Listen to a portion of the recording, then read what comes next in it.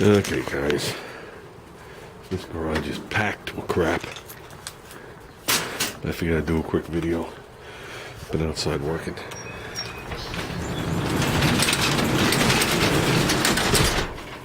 Okay, we got the thing up. We're full of tools, full of other crap.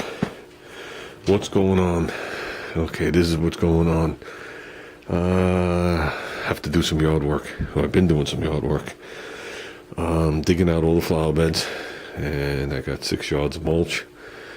Bought a couple of trees, trying to take my pride back before I give it away to somebody else. And that seems like, there you go. With that said, there will be some videos coming up. I will be getting back on the car, probably another week. But what's going to be happening is this table's getting slid out. The hood's going to be moved. We're going to put the tabletop on where it belongs, because it's not where it belongs right now. Junior's going to give it some welds. Nothing crazy. You don't weld the whole tabletop on. That'll destroy it. You just do a series of like 1-inch welds. He'll probably start in the center on the inner part of the beam and then work outside. So I'll stretch the metal out. Do it. Junior went and bought all the metal, plus some, required to build himself his version of a welding cart. Whatever holds the machines up. Okay, this bottle he actually sold. So he needs something for this machine here. This is an Everlast something. Looks like it says Power TIG 185. So he needs something for this. This doesn't actually fit on this cart. As you can see, it overhangs in the front. This is a cheap Harbor Freight cart. When he had the coupon, they got them for $20 a piece. This was obviously one too. I could have used. But he's building himself a cart for this.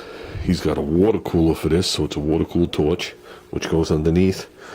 And it'll be housing the big tank, all in one unit. Okay, the battery went dead.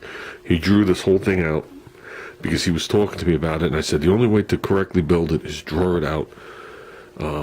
Because the place he went was willing to cut the metal down for him so he could take it home. I said, if you don't draw it out and they cut it in the wrong spot, you're going to have pieces all over the place. So we are going to do a shout out video of the metal place. That we're going to do. He has the metal. And then probably some on and off things of him building the thing. It's going to be a nice size. He's building it out of 1.5-inch square tube. So no more of this cheesy shit. By 1/8 inch. I forgot the dimensions or whatever it is. It's obviously longer than this. It's going to have wheels like this in the back, but probably heftier. Casters in the front. It's going to have a bottom tray that's going to continue all the way out to support the tank. And it's going to have an upper tray that continues out forward.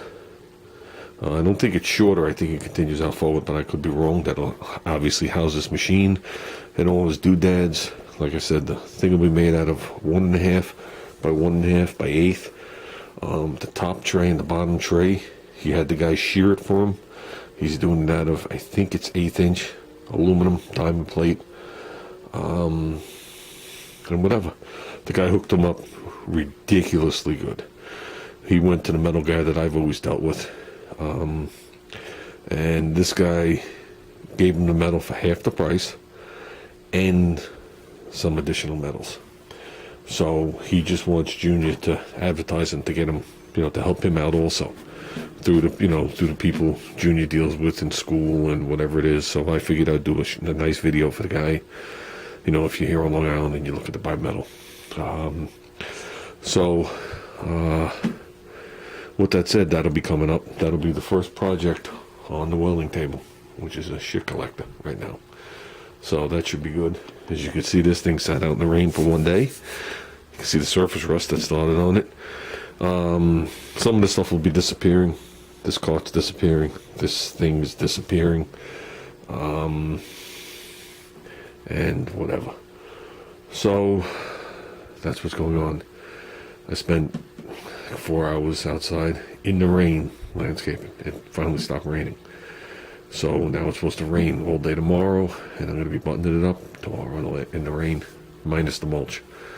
So I'm going to do the remaining part of the front of the house, the flower beds, which means cutting everything, finishing pruning everything. Any weeds, I take them out, and then I take out whatever remaining mulch is there, whatever it is, so I could put in a nice 3 or 4 inch base and still be below the grass line. Then I got a little flower bed out by the street to the left, but that's completely ground covered. But you still have to go in there and maintain some of the things.